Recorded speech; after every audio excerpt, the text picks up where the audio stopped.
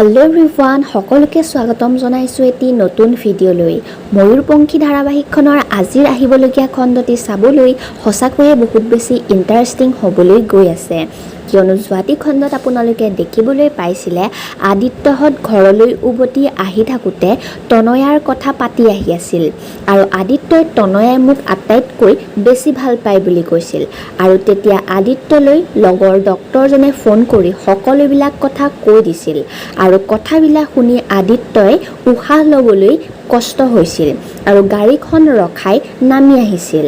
ইফালে ৰাধাই টোপনিৰ পৰা হাৰ পাই তনয়া ক'ত আছে বিচাৰি ফুৰিছিল আৰু আজি আহিবলগীয়া খণ্ডটিত আপোনালোকে দেখিবলৈ পাব হিয়াই তনয়া যে আৰু আমাৰ মাজত নাই আৰু সেইবাবে তই মূৰ ঘূৰাই সৰি পৰি গৈছিলি বুলি ৰাধাৰ আগত ক'ব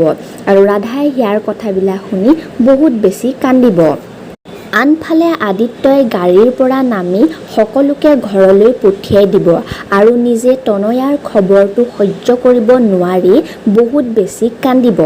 ইফালে আজি ঋষি ঘৰ পাবহি আৰু তনয়াক দেখি ক'ব নোৱাৰা হৈ যাব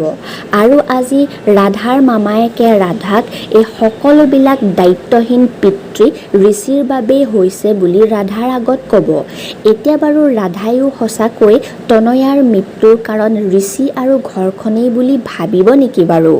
আৰু ঋষিহঁতৰ ঘৰখন এৰি গুচি যাবগৈ নেকি বাৰু এই সকলোবিলাক আপোনালোকে জানিব পাৰিব ময়ূৰপঙ্খী ধাৰাবাহিকখনৰ আজিৰ আহিবলগীয়া খণ্ডটিত